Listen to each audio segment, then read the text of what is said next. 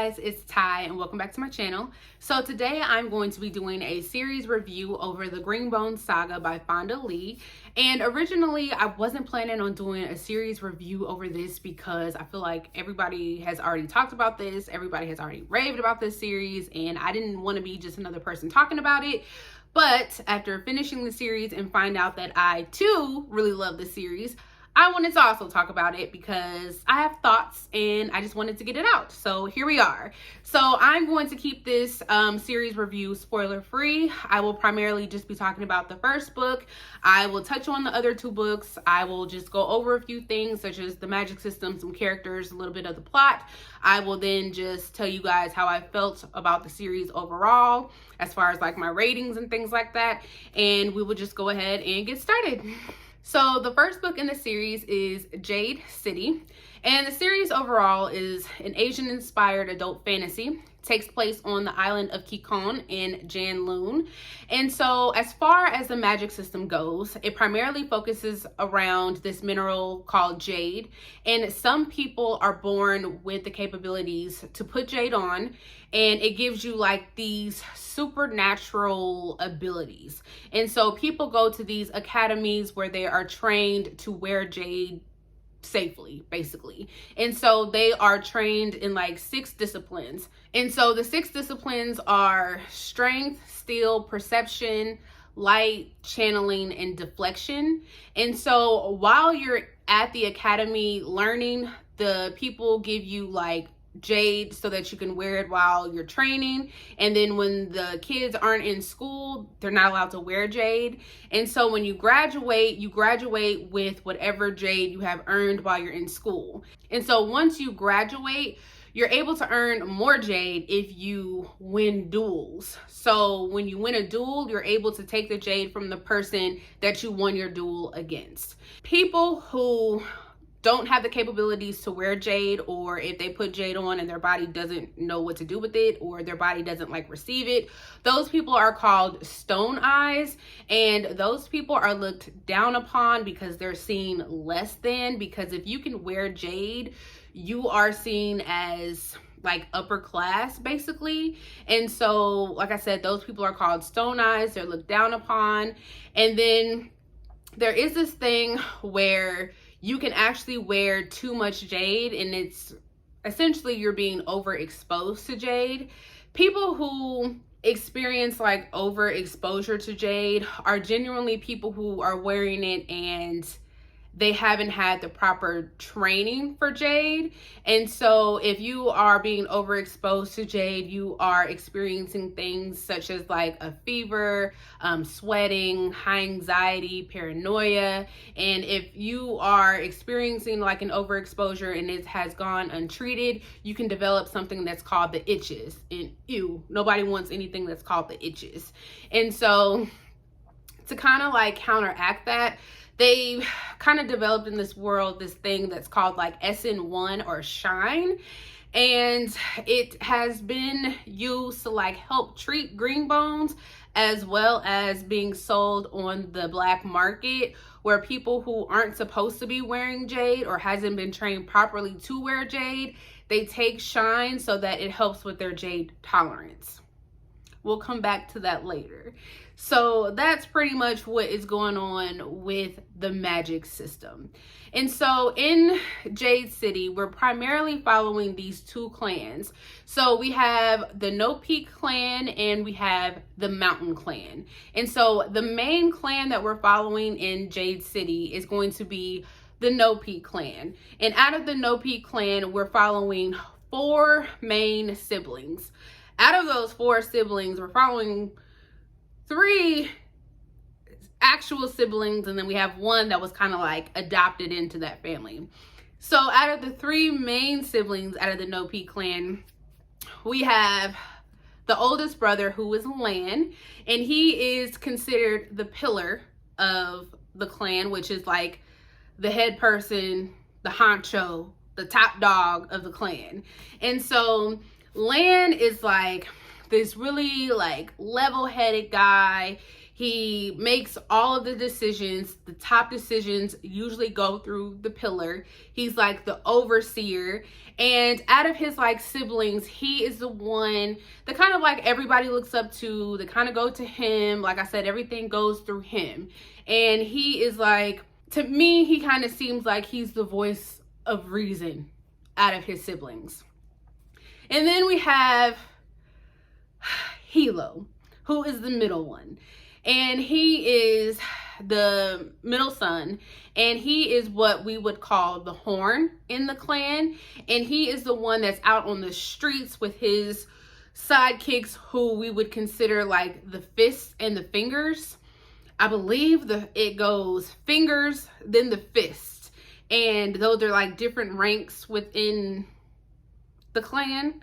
And so he is like the hot-headed one. He does a lot of he makes a lot of rash decisions, but he's a beast out there, okay? Like nobody messes with Hilo. He is the one that's out there kicking butt. He's not one to mess around with, okay? He's not. And then we have Shay, who is the sister. And at this point in the story, Shay doesn't have like any place within the clan. She has just returned to Janloon. She has been out of the city. She has been, I believe, in Espania. I've been calling it Espania, but I listened to the audiobook for the last book and I think it's Espania. Don't quote me on that. But she, at the beginning of this book, she has just came back into town. She was out of the city, out of Janloon, doing schooling. She was in a relationship, so she has just returned. And so she is also kind of like a level-headed one like her brother Landon. She is trying to kind of get back into the family because she left on bad terms with everyone. She's never really gotten along with Hilo, so they have a strained relationship. So of course she is closer to her brother Landon. And so there's some friction within her family when it comes to Shay and everyone else. And then last but not least, we have our sweet boy Landon, who is technically, I guess you would consider their cousin. He was kind of adopted into his family, or into their family. Their name is they're considered the Calls. So it's they're technically considered like the Call family. So when you say their name, it would be like Call, Hilo, and then the rest of their name. I'm not even going to try to say it and butcher it, but they're technically considered the Call family. We have Landon, who was adopted into their family. His mother had died. There's a whole backstory to that. Won't spoil any of that. But once that happened, Landon ended up taking him into their family. And so he is now a part of their family. But he is at the academy at the beginning of the story, and he is in his final year of the academy. Once he graduates, the plan for him, I believe, is to become a finger, I think, to start off with. I can't believe if he's trying to become a finger or a fist, but he is supposed to join in and become a part of the clan, essentially, at some part of the clan. And he's supposed to work under Hilo. That is the plan for Landon. And Landon is just this sweet young boy. He is just trying to basically stay under the radar. He's not trying to bother nobody. He is just trying to live his life and just do what it do. That's what Landon is trying to do. So those are technically the main people that we have in the No Peak clan that we are following. There are some other key players, sort of, that are mentioned. We have Doru, who is Land's weatherman. So he is right underneath the pillar. They kind of like work hand in hand. You can kind of think of Doru as like Land's secretary, is how I picture him to be. We have the Maik brothers, who are Ken and Tar, who work with Hilo. They are mentioned a lot. So they are out on the streets with Hilo, making sure everything's good, making sure nobody's getting into any trouble. If there is trouble, they are there to put a stop to it. We also have Win, who is Hilo's lover. She is technically a stone eye, so she cannot wear jade. And we also have their grandfather. And their grandfather lives with them. He is old, obviously. And he is not very happy with Shay. There's a lot of tension between them. So there is a lot going on with their family. And so then we are following a couple of key players from the No P clan. We have Jade Madashi, who is their pillar, and she is a mofo, okay? She is a bad mamma jamma. She is not one to be messed with either. She has done a lot of things that she should not have done to get into her position as pillar. And then we have her horn, who is Gaunt Ash, if I'm saying his name correctly, and he is a beast as well, just like Hilo. He is not one to be messed with. And so you already know what's about to go down when we have two horns, Gaunt Ash and Hilo, out here on the streets trying to make sure nothing is about to go down.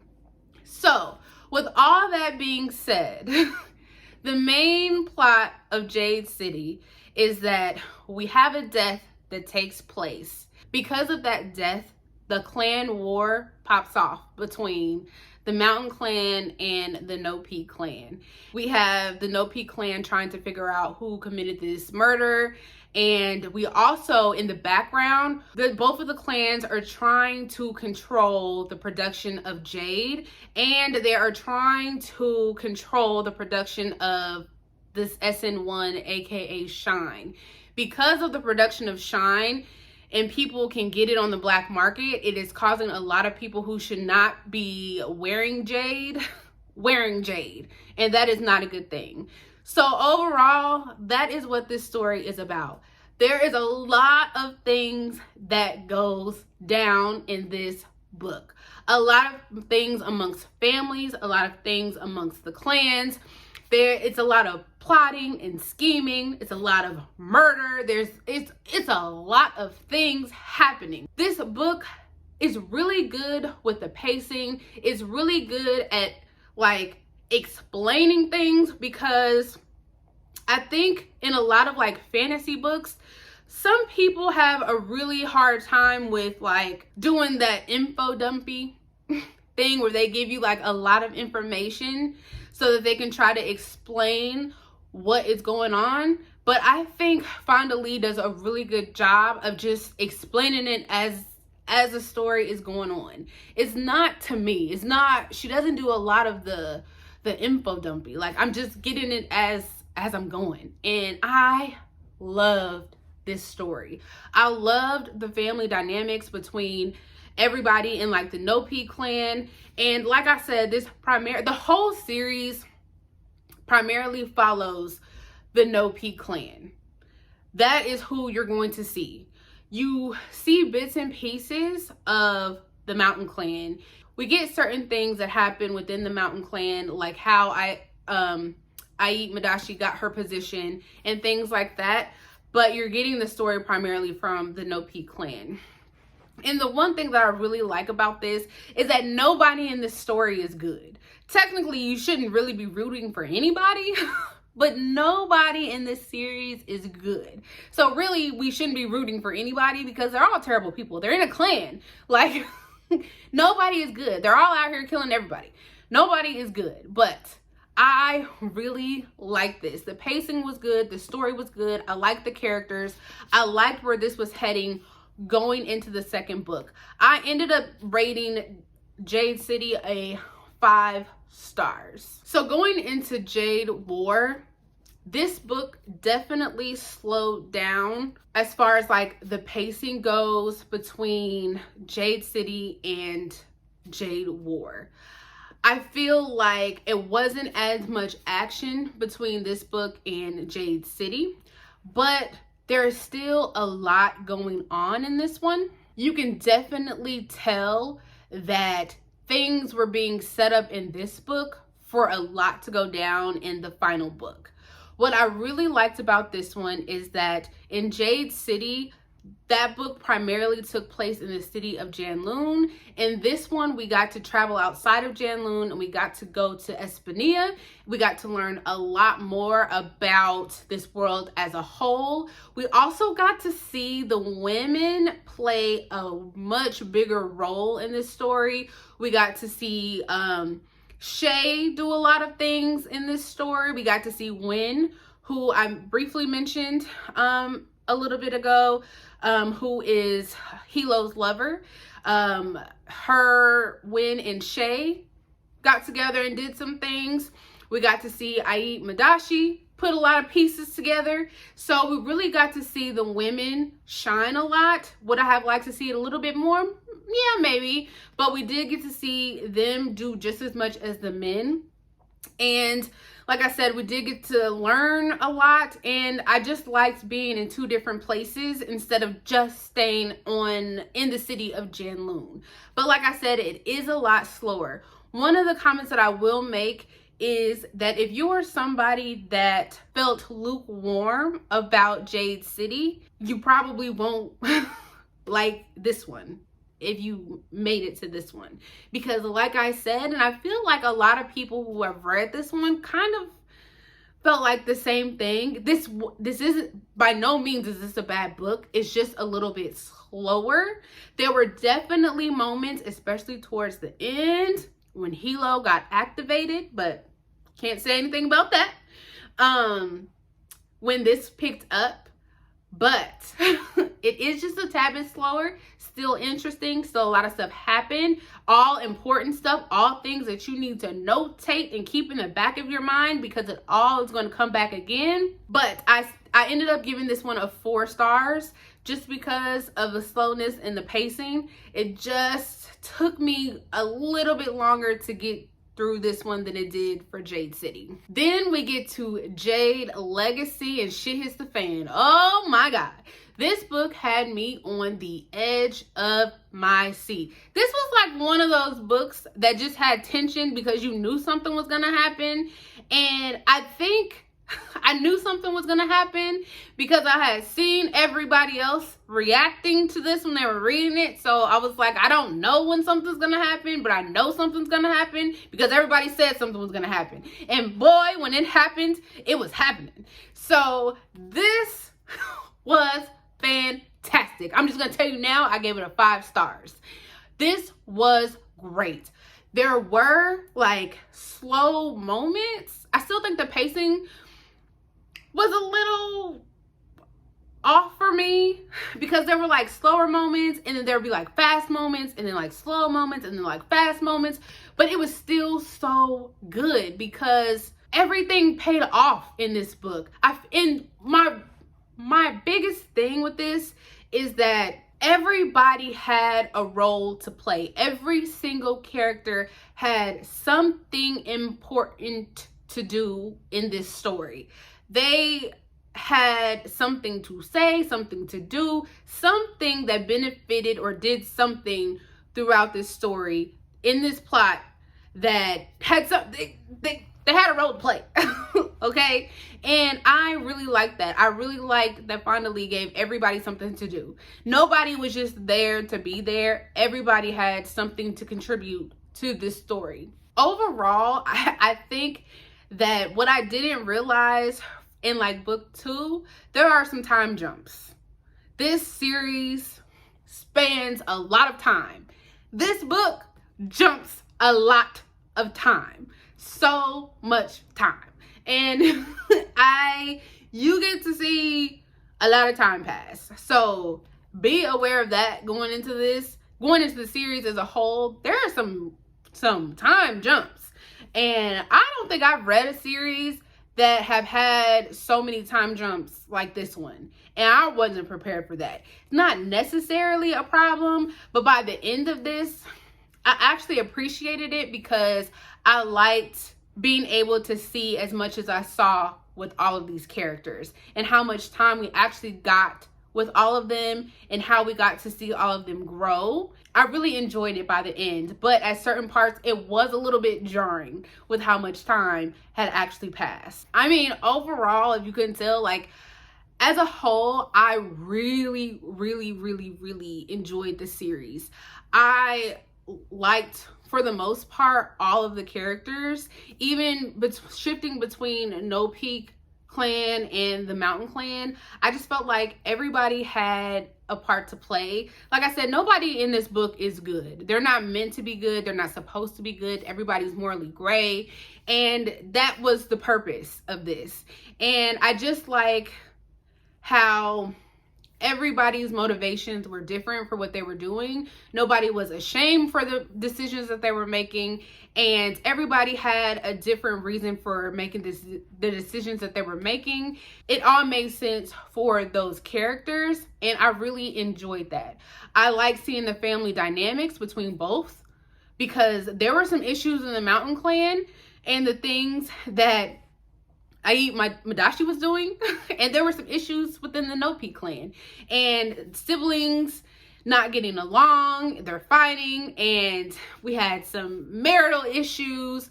We had everything was going wrong in this series, and it was a lot. Like, my emotions were all over the place. I know I said it a little bit when I was kind of like naming off the characters and like their different positions, where we were having people that were like the pillars and the horns and, you know, the weathermans and the fists and the fingers. And you see a lot of different position shifts and people going from this position and that position, and I'm gonna take that position, I'm gonna take this position, and it's a lot of moving pieces and why and that, and it's a lot going on.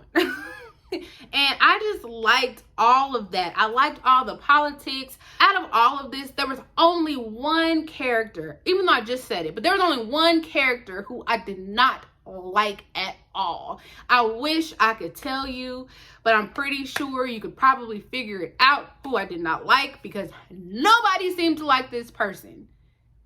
Matter of fact, I'm just gonna tell you who it is. That character is gonna be Barrow. He sucks. Okay? That is the worst person in the entire world. I'm not gonna tell you why. But if you've read this series, you know why. Because I'm pretty sure if you've read this series, you probably don't like him either. But if you have not read this series, you should, so you can figure out why I don't like him. But he sucks. I've just never, he's like, have you ever like been around a gnat that just won't go away? You're like, why won't this thing go away? That's that character. It just won't go away. So that's the only character that I don't like in this whole entire series. Just that one. I don't like him. Other than that, I really, really, really, really like this series. I enjoyed it. Like, really enjoyed it. And I feel like if you have not picked this series up, you should. But I will say, if you don't like the first book, or you were kind of like, the first book was okay, you're probably not gonna like the second one. So there's that. But that is all that I have for you guys today, and I'll see you guys next time.